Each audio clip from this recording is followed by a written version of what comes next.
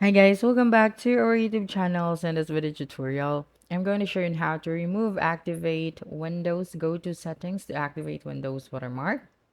Okay, so just go to your search bar and then type out your registry editor, and then click on it. Okay, that's right. And using the code from the description of this video, we are going to replace this one at the top. Okay, so you just have to copy the code from the description and then paste it here. And right after that, just scroll down until you see this one, the SVC.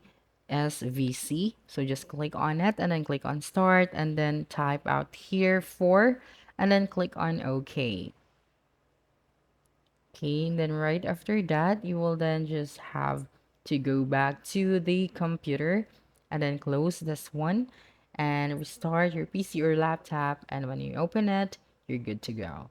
And that's it. Don't forget to subscribe to our YouTube channel for more video tutorials in the future. Bye.